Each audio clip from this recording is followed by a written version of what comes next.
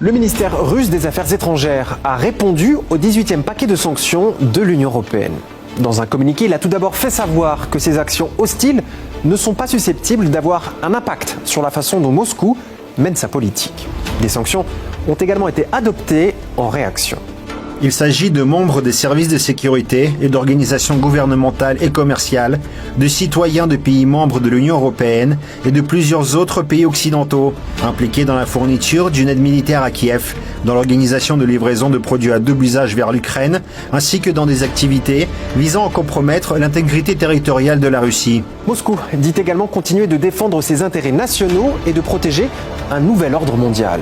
Dans son style toujours très personnel, l'ancien président et désormais vice-président du Conseil de sécurité de la Fédération de Russie, Dmitry Medvedev, a résumé ce que beaucoup pensent à propos de ces dernières sanctions.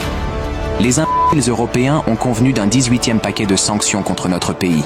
Inutile d'écrire qu'il n'est pas plus capable de changer la position de la Russie que les 17 paquets précédents ont réussi à le faire. Notre économie tiendra bon, bien sûr, et la défaite du régime bandériste se poursuivra. Et il faut bien dire que l'annonce de ces nouvelles restrictions, notamment concernant ce fameux price cap sur le pétrole, a été accueillie sans grande émotion sur les marchés des matières premières. Bref, rien de très nouveau avec cette 18e mouture. Et on ne voit pas des autorités russes en panique, alors qu'on leur promettait parmi les sanctions les plus lourdes jamais adoptées. L'UE vient d'approuver l'un de ces paquets de sanctions contre la Russie les plus sévères à ce jour. Mais qu'à cela ne tienne, on bûche déjà sur la 19e version. Le ministre français des Affaires étrangères en déplacement à Kiev a